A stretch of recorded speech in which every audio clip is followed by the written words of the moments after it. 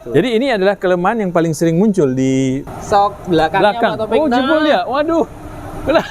Udah nggak main ini. Itu sekitar 1.400.000-an Pak Topik. 1 atau 2? OCV-nya dia itu biasanya rebesilnya. Jadi dia ngelok tuh. Jadi sama sekali udah kayak naik gerobak tuh Pak Topik. Assalamualaikum warahmatullahi wabarakatuh, Sobat AHPedia dimanapun berada. Berjumpa lagi dengan konten-konten terbaru kita di AHPedia. Dari bengkel kesayangan kita, bengkel AH Sekawan Yogyakarta Condong Catur. Di depan kita banyak kendaraan yang sedang perbaikan ringan dan ada perbaikan berat juga, Sobat AHPedia. Di sana ada Mas Doni yang akan jadi narasumber kita di sore hari ini. Assalamualaikum warahmatullahi wabarakatuh, Mas Doni. Waalaikumsalam warahmatullahi wabarakatuh, Pak Topik dan siap. Sobat AHPedia. Gimana? Suara udah hilang? Udah hilang. Udah hilang. Udah datang lagi. Muncul lagi. Muncul lagi ya. Pak Topik. Alhamdulillah. Berarti udah sembuh ya. Alhamdulillah Pak Topik. Kita saatnya bagi-bagi kuis. Bagi-bagi ilmu ya. Oh, bukan. Sekarang kita lagi bahas ada yang ada di depan kita nih Pak Topik. Oke. Lagi depan kita ada mobil Suzuki ya? Suzuki R3. R3. Baik, Mas Doni. Ini kita sudah hampir 1 bulan buka pertama di bengkel AH Sekawan ya. 1 Agustus ya, 1 Agustus ya. Sekarang udah tanggal 26 ya. Tanggal 26. 4 hari lagi berarti genap 1 bulan ya. 1 bulan Ya. alhamdulillah. Pertanyaan saya Mas Don, apa unit yang sering datang, sering muncul di AH Sekawan di bulan ini? Suzuki, Nissan, Honda, Toyota, Mazda. Gitu. Alhamdulillah Pak Topik. Jadi kita di sini untuk yang di AH Sekawan itu brandingnya udah all brand nih Pak Topik. Jadi alhamdulillah pertama dari Nissan, Datsun dan kawan-kawan, Honda sudah pada masuk. Terus yang jadi kejutan juga itu trending. Suzuki. Suzuki itu dari Suzuki awal ya. kita masuk. Setiap kan berarti ini udah minggu ketiga ya Pak Topik ya. Nah, itu kita selama 3 minggu ini Suzuki udah mulai pada masuk Pak Topik. Mulai dari Suzuki R3, all new R3, terus Splash. Nah, itu pada masuk Pak Topik alhamdulillah. R3 itu hampir tiap hari pasti ada. Iya. Tiap hari ya. Tiap harinya bukan ada tiap juga. minggu ya. Baik Sobat AHPedia.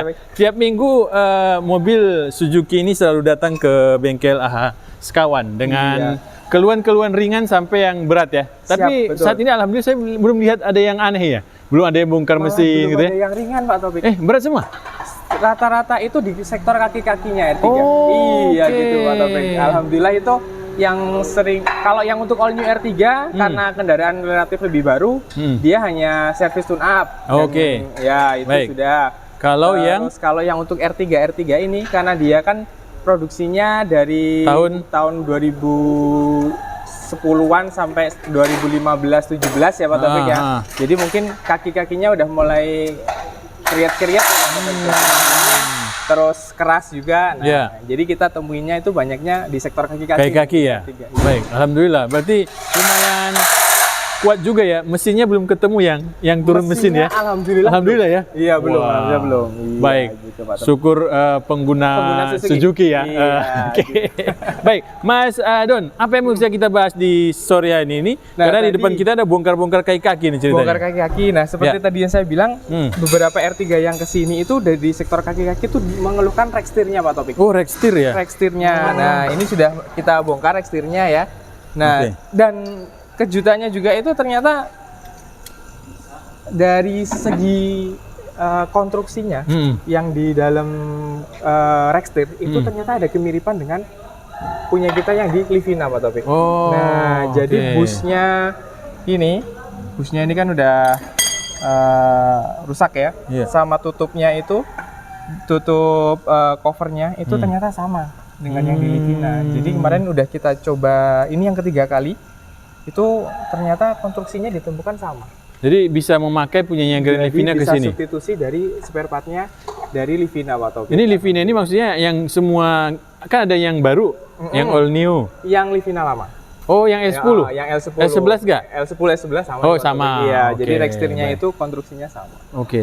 Baik. Gitu. Jadi ini adalah kelemahan yang paling sering muncul di produk-produknya Suzuki R3. Itu rekstirnya bunyi. Dan harganya kan lumayan tuh Pak Topik. Dulu sempat menyentuh di angka 6,8. Itu isi SI, semua ya, lengkap ya. 6,8 dan Oke. terus sekarang si Suzuki-nya udah ngeluarin lagi. Itu ganti nomor ya, substitusi lah ya. Itu tuh di harga sekitar 3 jutaan. Oh, tapi tetap produknya Suzuki. Produknya Suzuki. Asli berarti? Asli. Tapi ya. harganya 3 Betul. juta ya? Nah, itu kan kalau di dealer penggantian pasti SI. Nah, sekarang kita coba di sini. Kita pingin tahu nih di dalamnya itu ternyata konstruksinya sama Pak Taufik dengan Livina. Makanya kita coba repair kemarin udah 2-3 kali ini itu alhamdulillah berhasil Pak Taufik untuk penggantian dari keluhan rektir si R3 ini. Baik. Nah, kalau kita berbicara dari sudut harga nih, biaya untuk penggantian yang 2 ini saja berapa rupiah? Kalau untuk jasanya aja, jasanya sendiri kan sekitar 750 ribuan. Oh, turun ya? Turun bongkar pasang ya? Sudah termasuk bongkar pasang itu. Oke. Sama dari rekstirnya itu sekitar 750. Untuk spare partnya ini sekitar, kalau ini sekitar 100 ribuan. Ini juga sama Pak Taufik, sekitar 100 ribuan. 100 ribuan. Oke. Jadi sekitar 900 sudah beres tuh dari segi sektor kaki-kakinya. Daripada habis 3,2 jutaan kurang lebih ya. Iya.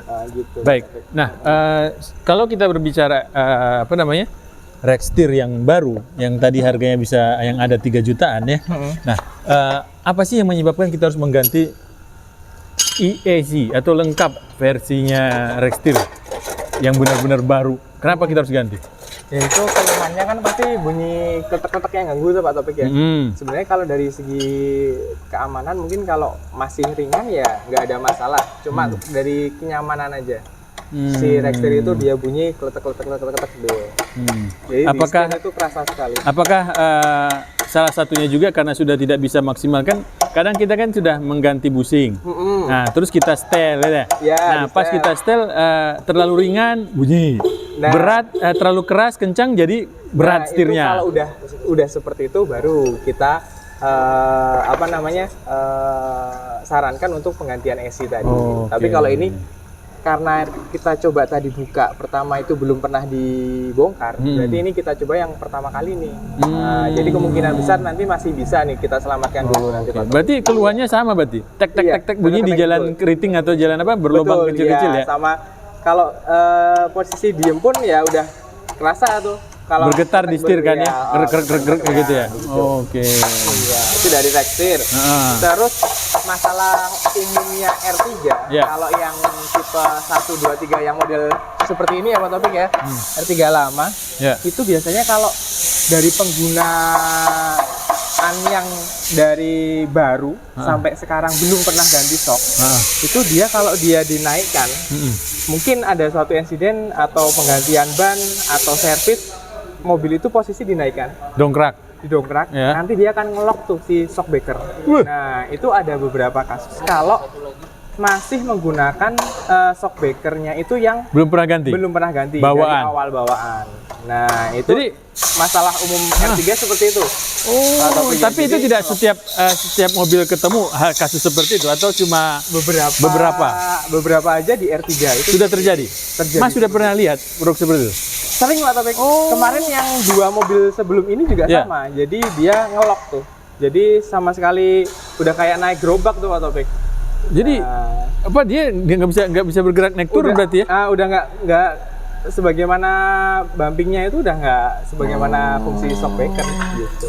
Itu dari R3. Makanya beberapa pasti terus ketika habis servis ada keluhan seperti itu, baiknya kita cek dulu tuh. Nah, kita cek dulu. Ini udah pernah ganti apa belum? Kalau belum pernah ganti, pasti kita akan kasih tahu dulu ke customer bahwa shockbreaker ini belum pernah ganti. Ada kemungkinan ketika kita naikkan nanti akan ngelok dan baiknya langsung kita ganti itu shockbreakernya. Waduh. Itu kalau untuk yang R3. Ya biasanya dia ngeloknya di mana Mas? Di atas atau di bawah? Di atas. Oh di atas. Jadi sama sekali nggak main itu udah nanti jadi udah kayak gerobak gitu Pak Taufik. Berarti kalau untuk masalah bannya itu masih aman ya karena masih dia nggak sampai dia ngeloknya di bawah ya kan? Nah ini masih aman. Oke, tapi rasanya seperti naik gerobak. Naik gerobak yang nggak pakai suspensi. Oke, paham. Itu Pak Taufik. Nah tapi itu hanya untuk di R3 yang lama. R3 tipe lama. Oh yang baru? Yang baru udah enggak. Udah Dan kalau sudah penggantian shockbreaker biasanya udah aman tuh. Ketika dinaikkan lagi atau misal dia ganti pelek atau mungkin ganti ban itu udah aman. Tapi itu kejadian kan sudah berapa? Hampir 10 tahun. Setelah 10 tahunan berarti ya? 10 tahun. Bukan kan zaman ada juga atau Pak Taufik, tapi bukan mungkin penggunaan di Jogja kan slow ya orang-orang. Oh iya, jalanan juga nggak terlalu ini ya. Jalanan relatif lebih bagus, terus penggunaannya juga jarang mungkin, jadi kilometernya masih rendah, nggak sampai ganti itu. Ketika dia servis yang keberapa gitu, nanti akan timbul ngelok itu tadi. Kalau dia masih menggunakan stok asli bawaan. Baik, sudah 2 item nih yang menjadi langganan sering di bengkel AHA Sekawan ya. Betul. Nah, tentang satu Rextir, yang kedua adalah dari segi shock breaker depan. Baik. Terus ini kita temuin juga dia shock belakangnya Pak Taufik. Oh, jebol ya. Waduh. Udah nggak main ini. Nah, ini juga asli nih, masih asli nih. Ini kebetulan dia udah gantian. Jadi dia mengeluhkan untuk dicek shock depan dan shock belakangnya. Ini coba video parah ini kalau gini nih. Iya. Nggak ada mainnya sama sekali lagi nih. Ya udah nggak sama sekali nggak main ini, tapi kan. Ini udah juga kita. Tapi kalau yang belakangnya sebenarnya bukan keluhan dasar, nggak sering kejadian. Nggak sering kejadian. Kalau itu masih dari segi usia lah. Usia ya. Dari usia sama kontur jalan yang dilewatin. Nah, sekarang kita masuk ke harga, Mas Don. Berapa harga shock breaker yang asli dan yang aftermarketnya? Untuk yang asli, nah ini sebenarnya Pak Taufik ya, dia itu kan terlihat di sini. Nah, di sini mungkin lihat ya sobat dia ya, kita tidak di endorse, tapi kalau bawaan itu dia pakainya Monroe. Oh, Monroe ya, bukan kayak apa ya? Sama kayak yang kita pernah bahas di Exover. Oh iya, dulu video kita ya. Iya. Itu Exover itu. Itu sama menggunakan Monroe. Makanya kalau misalkan masih di kota-kota besar ketemu dealer atau part shop yang ada sedia yang original SGP, dia beli yang SGP. Tapi kalau misal nggak ada dan harus misalkan sobat-sobat harus online, nah itu mungkin cari yang Monroe. Nah, itu tuh kemungkinan besar kan nanti sama-sama dari Monroe, karakternya ataupun dari dimensinya itu sama. Sama. Gitu. Lah, jadi harganya sama nih dengan punyanya ini. Punyanya apa? Kalau dari harga sendiri, kalau di SGP itu sekitar 1.400.000-an Pak Taufik. Satu atau dua? Satunya. Satunya itu tuh shock breaker depan. Nah, kalau yang Monroe ya mungkin kalau dibeli di officialnya ya mungkin agak lebih murah lah gitu tadi. Tapi kalau kita beli di SGP terus kita belinya di dealer ataupun part shop yang udah ada logo SGP-nya di part shop itu pasti harganya akan kurang lebih itu sama. Semuanya sama. Nah, tapi kalau kita belinya di official Monroe mungkin agak lebih turun tuh harganya sedikit. Harganya berapa tadi jadi? 2 jutaan? Sekitar 1,4 satunya. 1,4? Kalau ya tinggal kali 2. 2,8? Iya, kalau yang shock breaker belakang, ini di harga 700-an Pak Taufik satunya. 700? Sekitar 700-an. Nah, tinggal kali 2 nih. Kalau ini kebetulan dia udah gantian ya. Jadi asli atau gimana nih? Ini kayaknya bukan orinya dari customer yang sebelumnya. Yang masih orian itu yang depannya ini. Mas Doni, udah tiga malah ya? 3 item. 3 item terus yang ditambah dari ini Pak Taufik, ada juga kasus di sini yang sering muncul nih. Yang sering muncul adalah link stabil. Oh, link stabil ini bener nih kejadian di banyak mobil sebenarnya kalau ini. Nah, kalau ini link stabil ini udah ini Pak Taufik udah tidak bisa diselamatkan sama sekali kalau ini. Nah, ini kanan kiri udah. Tuh. Nah, ini juga kita ganti juga. Ini harganya sekitar 380-an kalau nggak salah satunya. 380 ya? Satunya. Kita ganti kanan kiri. Dengan original SGP. Oke. Baik, ini juga enggak? Kalau ini busing? Dari busing. Ini busing juga stabil. Tadi kita ganti karena udah longgar ya. Karena udah faktor usia sini, jadi dia tidak pecah. Dan nggak bunyi-bunyi ya? Cuma udah jeber gitu, udah longgar dia, terus kita udah ganti ini Pak Taufik ya. Itu udah dipasang sobat dia. Ntar lagi tinggal naik ini. Ini juga udah dipasang tuh, juga udah dipasang. Gitu, udah dipasang. Baik. Nah, selain ini, apakah masih ada unit yang sering datang, terutama R3, yang mengeluhkan di luar dari ini? Kemarin splash Pak Taufik. Apa itu? Kasusnya? Mungkin udah dibahas sama Pak Hardi juga ya? Iya, yang Splash itu juga kan Rextir juga tuh. Nah, Rextir juga sama.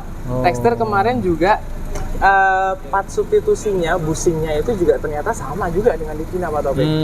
Nah, cuman kan perbedaannya kalau di kemarin Splash motornya kan dia ada di bawah. Betul. Nah, memang untuk penggantiannya kita harus lebih jadi detail makan lagi. waktu ya. Nah, makan waktu gitu Pak Taufik kemarin untuk Splash. Jadi udah kaki-kaki 2 unit itu Splash sama R3 itu sama dengan Livina.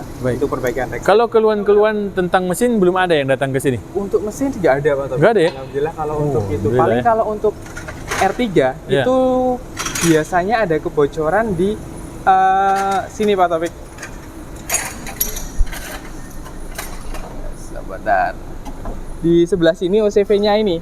Nah, seperti ini juga kita temui nih di sebelah sini Pak Taufik ya. OCV-nya dia itu biasanya rembes silnya. Nah, OCV itu rembes. Nah, itu kalau ganti OCV-nya itu harus ESI, tidak bisa silnya aja. Nah, OCV ini mirip kalau di Toyota apa? Kayak VVTi itu VVTi ya? Nah, itu harus ganti ESI. Silnya?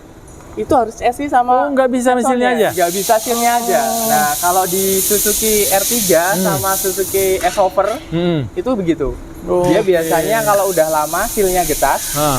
Nah, itu bocor, akhirnya agak merembes-merembes, takutnya itu sampai menyentuh dari si fan bell-nya kan di bawahnya. Nah, itu jadi makanya harus pengecekan ekstra. Kalau lihat dari buka kap mesin, kita cek OCV-nya itu rembesannya udah sampai netes belum. Itu harus ganti ESI. Itu di harga antara 680 kalau untuk R3. Kalau untuk S-Over lebih mahal. S-Over Airio itu kan sama tuh barangnya. Itu sekitar 1,7-an. Padahal selenoidnya masih sehat-sehat aja ya? Selenoidnya masih bagus. Nah, hanya saja o-ringnya itu yang nggak bisa dijual terpisah. Harus ESI. Paling itu sih Pak Taufik. Baik. Untuk apa? Kebanyakan kasus di R3. Baik. Alhamdulillah. Kalau menurut saya ya, sepengelihatannya yang tahun 2010, 2012 ini 2013 itu. 2013 awalnya? Kalau yang awal? Awalnya 2010. 2010 ke sekarang itu tipe 1, tipe 2, dan tipe 3 bedanya di facelift bumper aja. Udah 16 tahun loh. Iya. 16 tahun. Kalau untuk mesin luar biasa sih. Masih kuat ya? Kan jarang kita temuin oil slat di Suzuki. Suzuki itu jarang sekali. Gitu Pak Taufik. Oke. Yang penting penggantian olinya rutin lah, ngikutin saran dari dealer. Dan juga matic-nya. Suzuki itu terkenal sekali matic-nya itu bandel. Jadi dari R3 aja matic itu nggak ada keluhan sama sekali. Untuk walaupun yang kilometernya mungkin yang dipakai buat teman-teman driver online itu mencapai 200-an juga masih sehat. Karena dari Suzuki sendiri ada standarnya penggantian oli matic itu per 20.000 Pak Taufik. Per 20.000 km? 20.000. Itu yang lama kan masih AT ya? Masih AT, iya masih AT. Itu penggantiannya per 20.000, dan mungkin karena relatif harga dari olinya Suzuki itu murah, jadi penggantian itu bisa dilakukan dan ya jadi lebih awet ya? Gitu, Baik. Itu Pak Taufik. Baik. Mantap Mas Doni, sudah membagi kita ilmu Suzuki. Untuk di AH Sekawan masuknya per harinya itu ada Pak Taufik. Jadi Sobat Apedia yang tertarik sama mobil Suzuki R3 silakan cari unitnya. Cari unitnya, betul. Mana tahu di sini juga ada unitnya. Bersahabat, mirip juga Pak Taufik ya. Baik. Terima kasih Mas Don. Iya, sama-sama Pak Taufik dan Sobat Apedia. Jangan lupa untuk selalu senantiasa merawat kendaraannya. Dan kalau untuk yang ada di Jogja, bengkel di area Condong Catur, UGM, UNY, Demangan, Gejayan, bisa langsung ke AH Sekawan. Gitu Pak Taufik. Sudah? Siap. Assalamualaikum warahmatullahi wabarakatuh. Waalaikumsalam warahmatullahi wabarakatuh.